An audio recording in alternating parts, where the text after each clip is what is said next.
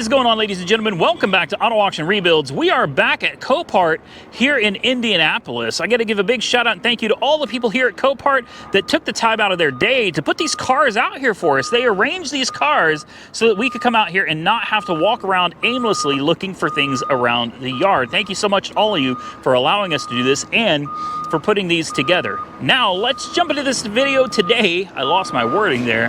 With number one on my list, and that's going to be a 2004 Chevy Tahoe. And if I remember correctly, this one has got an insane amount of miles on it, like over 300,000. We only got two cars on this video, ladies and gentlemen. This is a short one because I ran them out of vehicles. No, this is just all the vehicles I wanted to see. I'm still looking for something for Monkey Wrench Mike to possibly use as a tow rig. And although this is not ideal, this could work. This could work. I don't know what engine is under the hood. I really don't know anything about it. I assume it's a run and drive. I could be wrong, though. So she's got a little bit of rust in the rockers, all the normal places you're going to see rust from. But for something this old and with this many miles, is that really such a horrible thing? I don't know if I can even get in here. I'm going to try not to... Ooh, don't hit the car. I'm going to try real hard not to hit anything. I don't want to damage other people's property. This is what sold me on it, though. The outside may not look the best. The seatbelts work, so that's good. She's clean on the interior, guys. And she's also dead as a doornail, I think. And I'm not sure I can reach that. This is a tight fit here. Let me squeeze in there. We'll pop the hood since we're already over here anyway. Let's put a key in it. See if she'll do anything. Oh no, she's dead. She's dead. How's she look back here? Actually, this whole thing looks good. It's got rear heat air as well. Oh, this one is difficult to get in and out of, guys. My goodness. Broken handle there.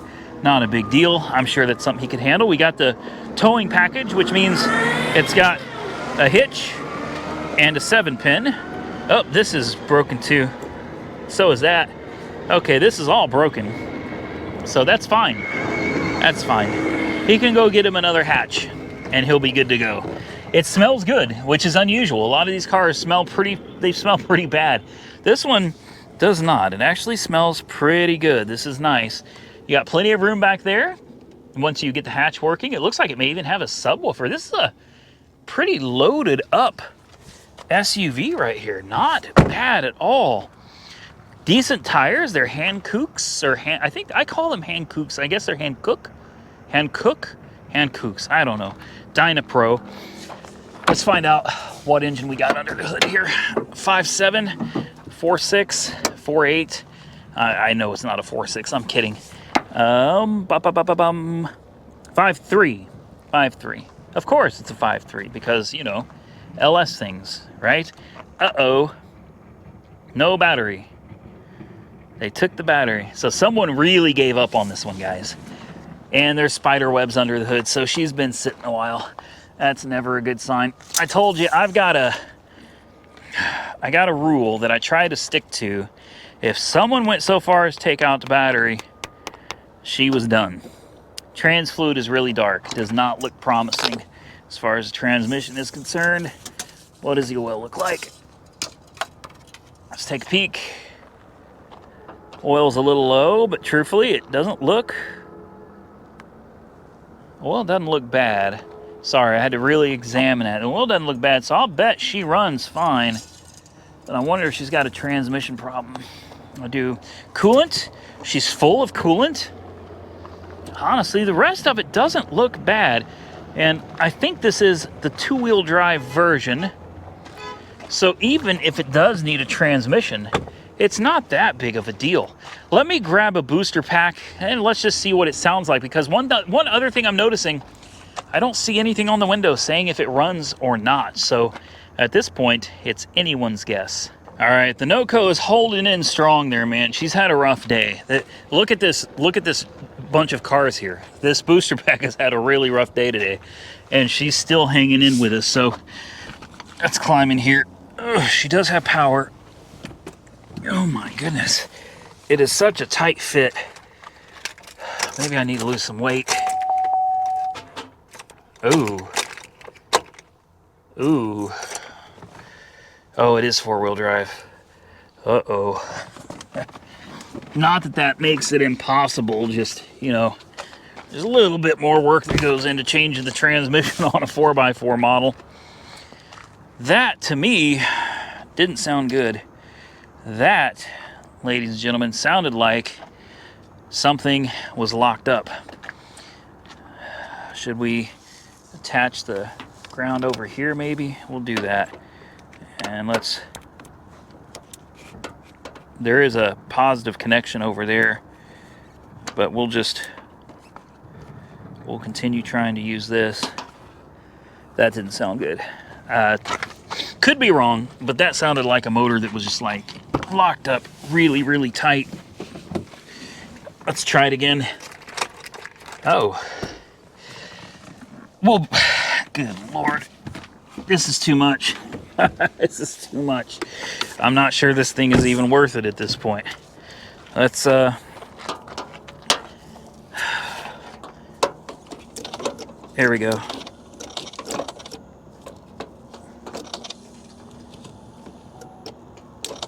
No. I'm losing it on the positive side here. That's the problem. Give me a minute, guys. We'll be back. All right, I think we have it figured out now. I really hope so, because I'm getting tired of going back and forth. Yes, we have power. Oh. If she doesn't start now, she ain't going to. I finally got through prying. I had to get all nasty prying on that damn box to get the positive lug exposed. So now she's hooked directly to the engine for ground and directly to the positive lug. No. That's a wrap. So this one does not run. I promise you that is not a ground or a positive wire issue. It's not. We hooked this sucker directly to her, and she ain't happy. She ain't having it. So we'll go ahead and show off. You can see right here, directly to the positive lug, and then right here directly to the back of the alternator. There's no way she's losing her circuit there. So I'm gonna call it and say this one just doesn't run.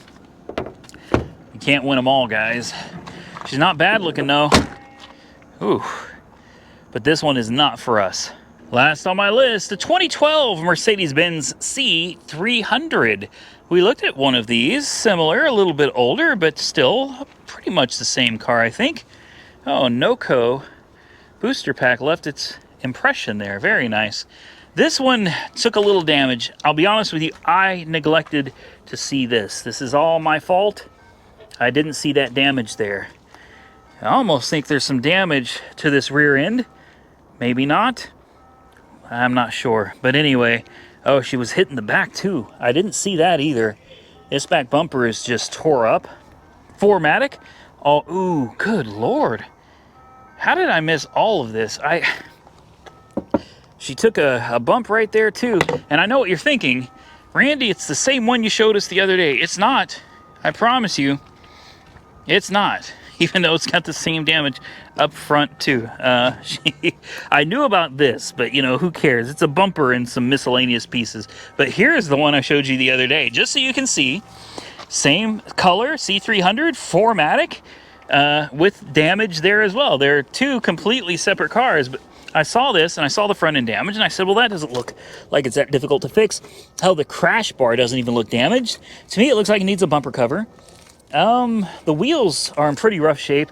I'd probably look for some replacement wheels, honestly, and tires. I use eBay for that type of stuff. Find a good, cheap set of wheels and tires, have them shipped directly to your door, used, of course, and you're good to go. But guys, just like the other Mercedes, I'm feeling like we're right back at that one. You got damage to the front. You need wheels and tires. They're completely horrible. You got damage to the side. It was sideswiped at this door, and on this quarter. Then you've got this back bumper. It's trash. Needs to be replaced. When you're done with that, you come over here, and this quarter took a nasty hit. Like that's more than I think just a PDR. Maybe not. Maybe it could be PDR'd. I don't know. But this is just the outside. We haven't even gotten inside yet. So why don't we take a quick peek and see what the interior looks like.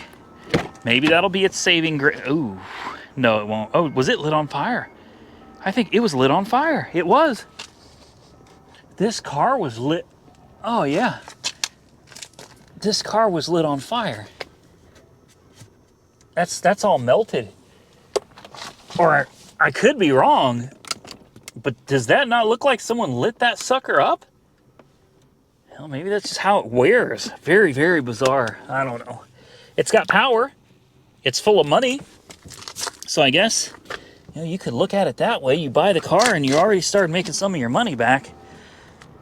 I don't know about this one, guys. I'm not really a C-class person myself. Unless it's something like a C63. I could make an exception for one of those. But to be completely honest, I just don't care for the small cars so much anymore. I used to, but not anymore. I prefer, now I would really just prefer an E-Class. An E320, E350, E63 would be fine with me. I mean, you know, let's put the key in, see what she does. Now, she does fire right up. Seat belts are not blown on this one, nor are the headrests, which is very nice. You don't have that screen that pops out of the dash and folds in, which truthfully, I kind of like it. I kind of like that one. This one looks a little more plain, but this one isn't going to break and not open and close like it's supposed to. So, you know, there's that. It's not running well. It's got gears. TPMS light is on, brake light is on, airbag light is on, gas light is on, ABS light is on, check engine light is on. Oh boy, and she's just running.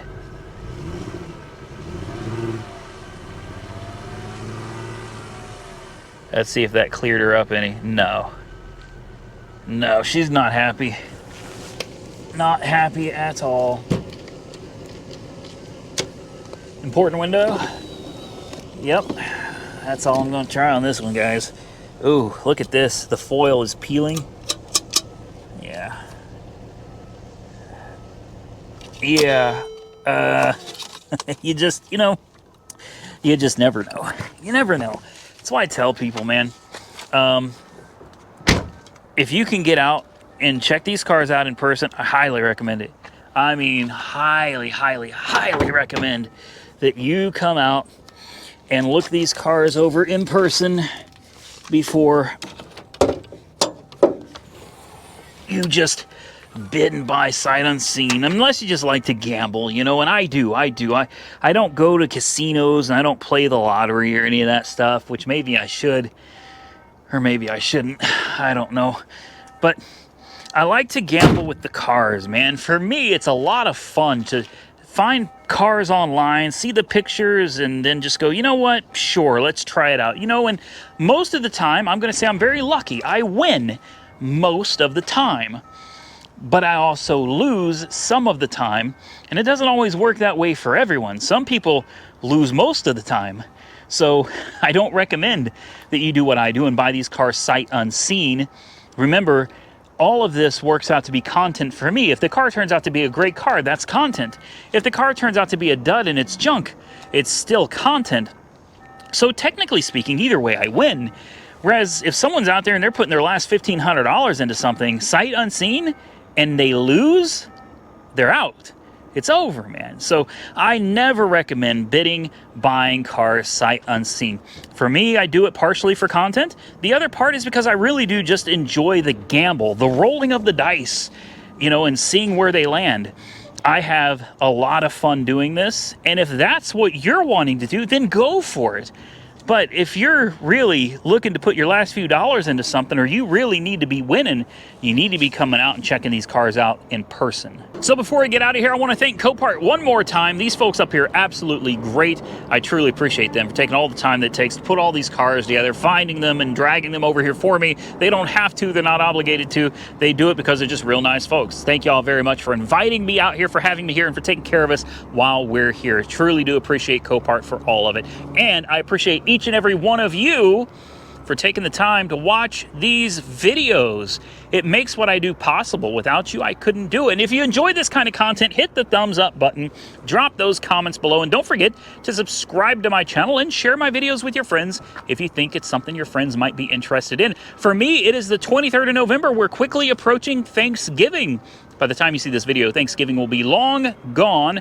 But I want to say to each and every one of you, for me, it's not Thanksgiving yet, so happy Thanksgiving. Don't think I forgot about you. For me, it is not currently Thanksgiving. And for you guys, I'm sorry the video was out a little late. But I hope you all have and had a wonderful Thanksgiving with your family. Enjoy that time and stay safe out there, because I look forward to seeing you all again very soon in the next one.